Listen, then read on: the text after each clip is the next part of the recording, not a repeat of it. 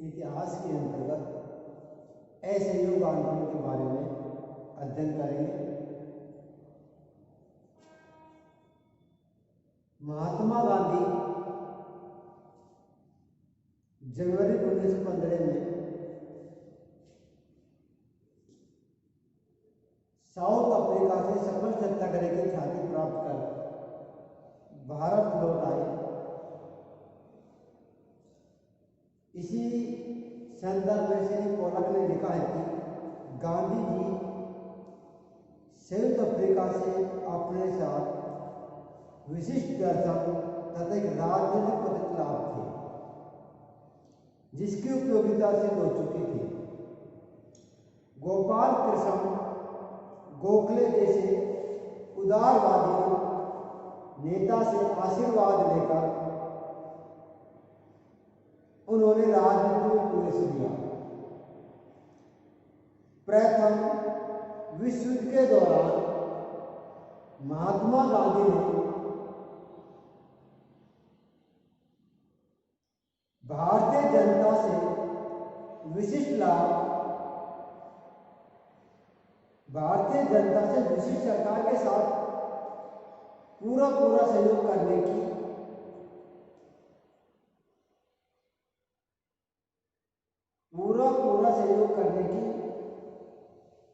उपलब्धि थी।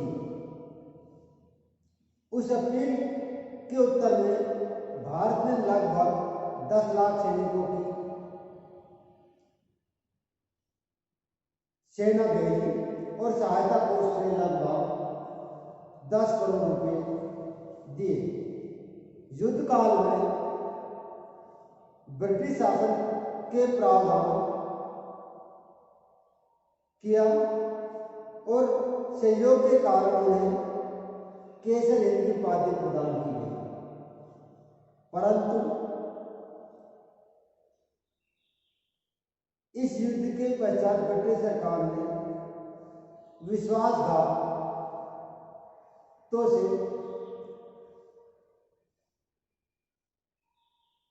विश्वासघात से दमनकारी नीति वे भारतीय भावनाओं के प्रति अंग्रेजों की उदासीनता ने गांधी जी की सहयोग से असहयोग बना दिया।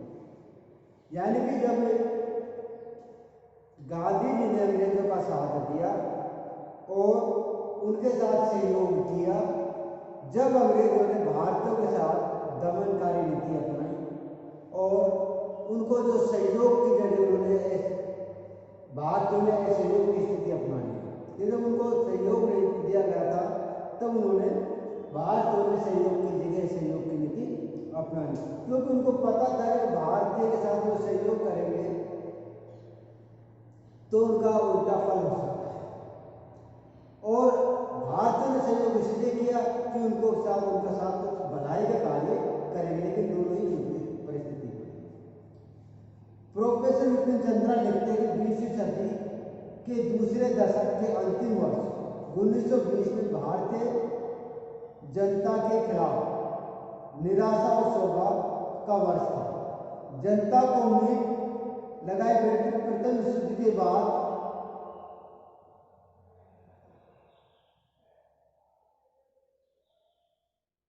अंग्रेजी हुकूमत उनके लिए कुछ करेगी, लेकिन करा क्या? डेवलप एक्ट, जलियांवाला बाग हत्याकांड, पंजाब में मुस्लिमों की सारी उम्मीदों पर पानी फेर दिया।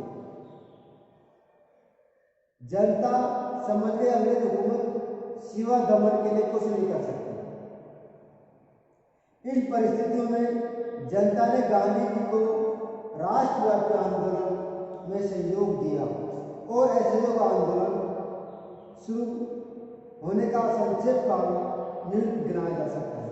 इनके असहयोग आंदोलन के कारण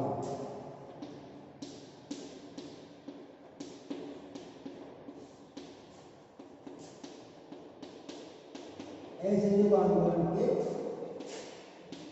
कारण नंबर 1, शोचनीय आर्थिक स्थिति।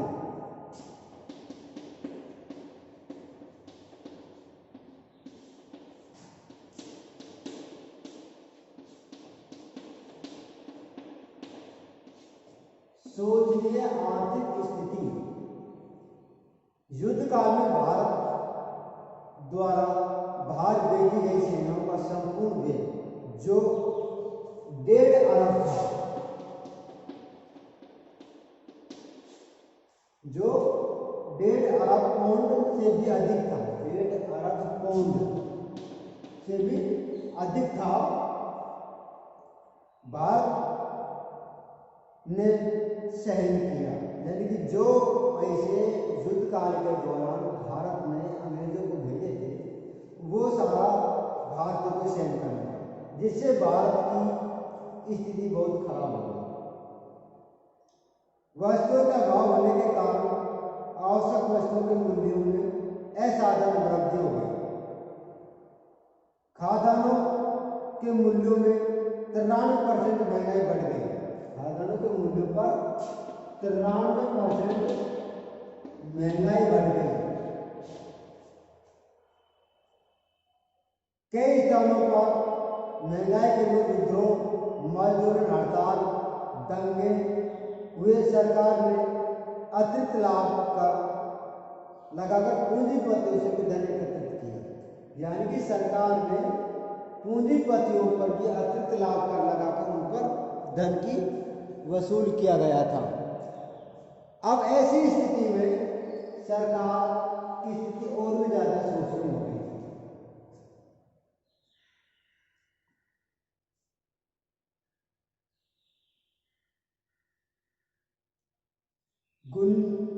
उन्नीस सौ 17 लगभग भारत के प्रत्येक वर्ग आर्थिक कष्टों से गुजर रहा था। इसके अतिरिक्त जनता के अन्न, प्लेग आदि महामारियों का शिकार होना पड़ा। पर्याप्त वर्षा के कारण समस्त देश में अकाल व्याप्त हो गया।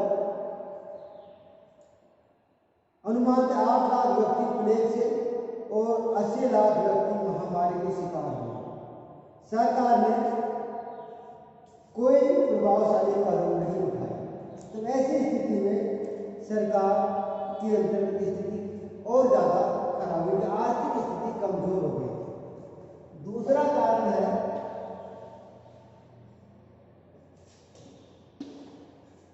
बेरोजगारी की स्थिति। बेरोजगारी की स्थिति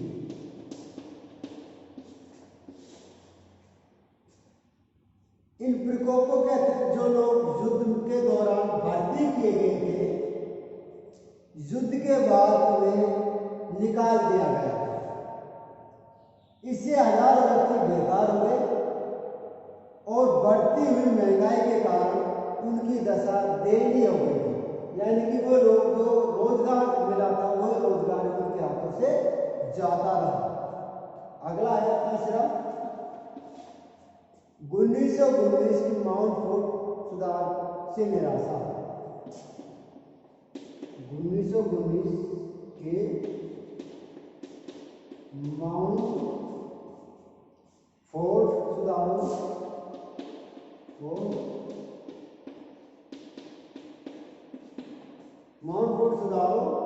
से निराशा।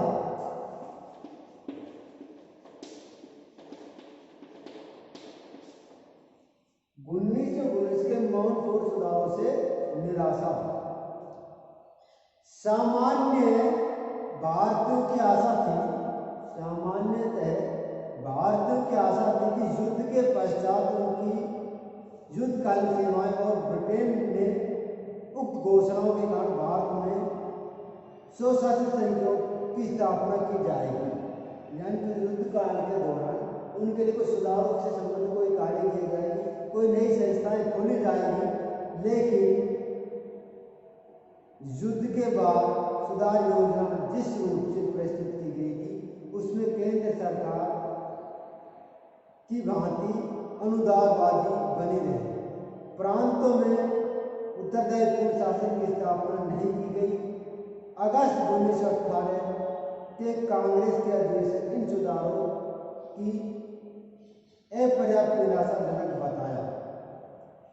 श्रीमती एनी बेसेंट ने कहा कि इन सुधारों की घोषणा जहां इंग्लैंड के अनुदार दृष्टिकोण का सूचक पत्र था, वहीं सरकार उन्हें स्वीकार करना भारत के लिए अपमानजनक था।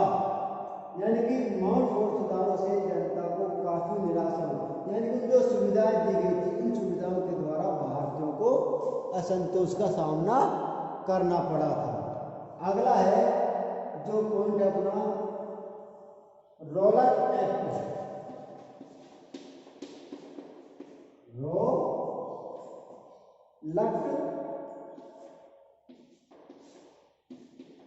रॉलट एक्ट दिसंबर 1917 सरकार ने भारत में क्रांतिकारी आंदोलन से संबंधित अपराधपूर्ण प्रयत्नों के तौर का रिपोर्ट देने और उनका सामना करने के लिए आवश्यक कानूनों की रूपरेखा समझने के लिए जस्टिस रॉलट एक्ट की अध्यक्षता में मुक्त कमेटी स्थापित की। जो रॉलट कमेटी के नाम से विख्यात है। अप्रैल 1918 में कमेटी की रिपोर्ट प्रकाशित हुई। इस कमेटी ने यह निर्णय लिया कि क्रांतिकारी अपराधों का दमन करने के लिए साधारण फौजदारी कानून अपूर्ण है और देश में शक्ति स्थापित करने के लिए 2 अधिनियम बनाए जाने आवश्यक है। इस रिपोर्ट के आधार पर सरकार ने 2 विधायकों का मसौदा बनाया। भारतीयों का तीव्र विरोध के बावजूद भी सरकार फरवरी 1919 2 बिलों में से एक बिल को आतंकवादी अपराधी अधिनियम के नाम से कानून बना दिया। इसके अनुसार सरकार किसी भी व्यक्ति को गिरफ्तार करके बिना मुकदमा चलाए जेल में डाल सकता है और जितना समय के लिए चाहे सरकार उसे जेल में रख सकती है। महात्मा गांधी ने रॉलट एक्ट के तीव्र विरोध किया और वायसराय को चेतावनी दी कि एक वापस नहीं लिया गया तो उसके पास सत्याग्रह करके और कोई रास्ता नहीं रहेगा। लेकिन इस चेतावनी की उपेक्षा करके 18 मार्च 1919 को रॉलट एक्ट पारित कर दिया। इस पर गांधी जी ने सार्वजनिक हड़ताल के माध्यम से सत्याग्रह आरंभ करने का निश्चय किया, लेकिन इस एक्ट का विरोध में 30 मार्च 1919 को संपूर्ण देश में हड़ताल का निश्चय किया, किंतु बाद में यह तिथि 6 अप्रैल कर दी गई। इस दिन रॉलट एक्ट का विरोध सारे देश में हड़ताल मनाई गई। दिल्ली में गदा से सूचना पहुंचाने के कारण 30 मार्च को हड़ताल हो गई और यह हड़ताल 8 व्यक्ति मारे। गांधी जी को 7 अप्रैल को ही हरियाणा में गिरफ्तार कर लिया गया। इस तरह लगातार हड़ताल रही। इसी दौरान 10 अप्रैल को अहमदाबाद में भीषण उपद्रव हुआ।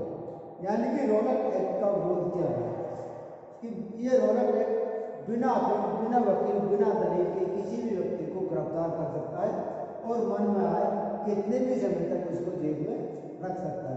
महात्मा गांधी ने इसके खिलाफ विरोध किया और देशव्यापी हड़तालें की गई। इन हड़तालों के द्वारा महात्मा गांधी को हरियाणा के पास में गिरफ्तार कर लिया गया। अहमदाबाद में बहुत सारे उपद्रव हुए। जलियांवाला बाग हत्याकांड 5वां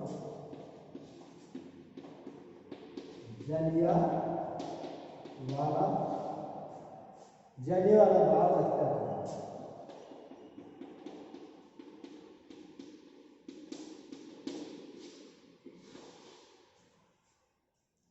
पंजाब के गवर्नर सर माइकल ओडियार ने अत्यंत कठोर दमनकारी शासन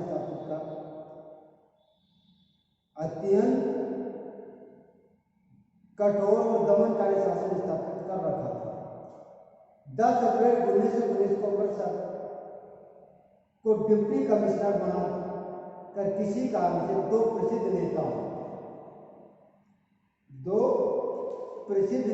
डॉक्टर सत्यपाल और किशोर डॉक्टर सत्यपाल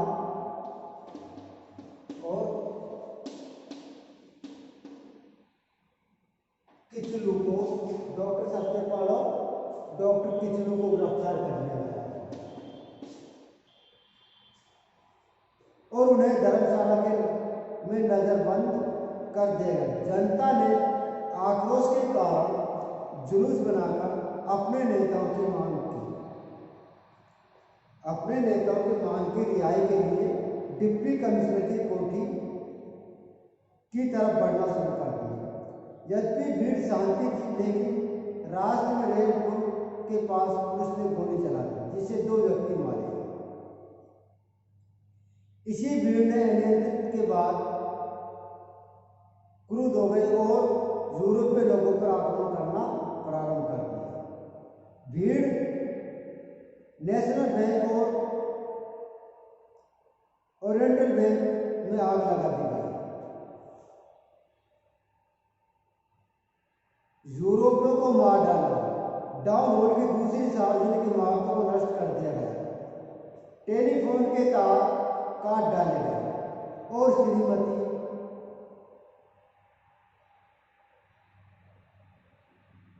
शोहुड नामक एक ईसाई प्रचारक को आत्महत्या कर दिया गया। इस पर सेना बुला ली गई। अंधाधुंध गोलियां चलाई गई। 11 अप्रैल को जनरल डायर ने सेना की कमान संभाली। 12 अप्रैल को उनको गिरफ्तारी के लिए सारे शहर में भेद करके 44 लगा दी। जुलूसों व सभाओं पर पाबंदी लगा दी गई, लेकिन इस सूचना देने के लिए आवश्यक जनता को कदम नहीं उठाए। 13 अप्रैल 1919 को बैसाखी के दिन शाम को 4 बजे अमृतसर जलियांवाला बाग में एक सार्वजनिक सभा का आयोजन किया गया। जब लगभग 20,000 व्यक्ति जलियांवाला बाग में एकत्रित हुए। जनरल डायर 100 भारतीय सिपाहियों और 50 अंग्रेज सिपाहियों को लेकर जनरल डायर जलियांवाला बाग पहुंचे। वह बिना चेतावनी दिए उन पर भीड़ में 10 मिनट में 1650 गोलियां चलाई।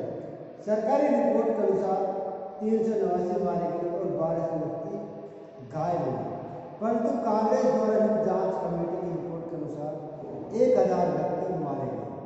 जनरल डायर के आदेश के अनुसार घायलों की देखभाल उनके परिजन नहीं कर सके और रास्ते में उन्हें रोते कराते हुए पड़े रहने दिए। लेकिन इस प्रकार जलियांवाला बाग हत्याकांड के द्वारा जनरल डायर को गोली चलाई, जिसका अपमानजनक व्यवहार के द्वारा भारत में असंतोष की भावना व्याप्त हो गई थी। अगला है छठा, सरकार की दमनकारी नीति।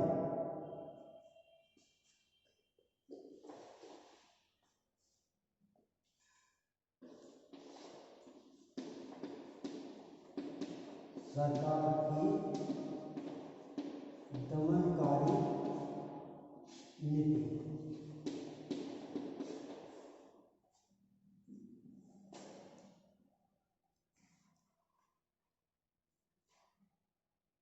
अमृतसर के जलियांवाला बाग की घटना के बाद सरकार का कार्य अधिक कठोर हो गया। 15 अप्रैल 1919 को पंजाब के 5 शहर लाहौर, कसूर, गुजरवाला, शेखपुरा, वजीराबाद में सभी सैनिक शासन घोषित किया गया। इन्होंने 290 व्यक्तियों पर मुकदमा चलाया, 51 को फांसी दी और 40 को आजीवन काला पानी और 115 को विभिन्न अवधियों के लिए कारावास का दंड दिया गया। जनरल डायर ने अमृतसर के व्यक्तियों से भीषण प्रतिरोध लिया, जिससे गली में से पर आक्रमण हुआ था। उस गली के लोगों को पेट के बल पर रेंगते हुए घर जाने की आज्ञा दी। अमृतसर के नेताओं ने पानी की आज्ञा दी, काले पानी की आज्ञा दी। अमृतसर के नेताओं को पानी के बाद कर दिया गया, बिजली काट दी गई, लोगों को खुलेआम बेल और कोड़ों से मार झेलनी पड़ी। रेल के तीसरे टिकट की बिक्री बंद कर दी गई। भारतीयों से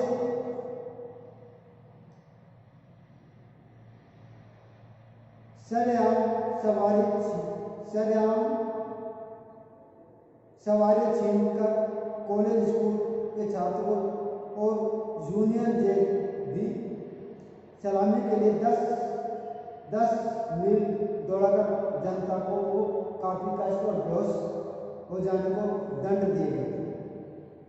डॉक्टर पट्टा सीतारामैया लिखते कि यह अत्याचार अमृतसर तक ही सीमित नहीं था, लाहौर, गुजरवाला, अन्य स्थानों पर भी कर्नल जॉनसन ने सर्वत्र स्मिथ तथा अन्य सैनिकों और ऐसे अधिकारियों में भी था। मुझे अत्याचार के लिए वह खून को लगाने वाला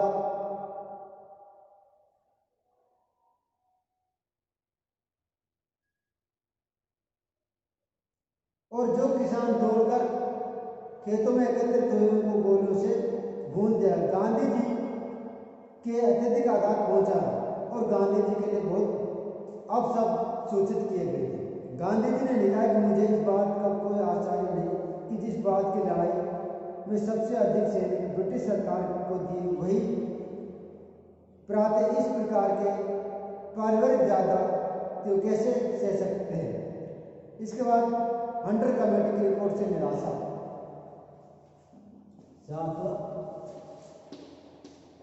हंटर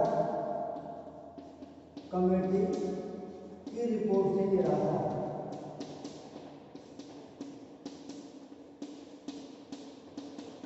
और 8वां है खिलाफत का प्रश्न।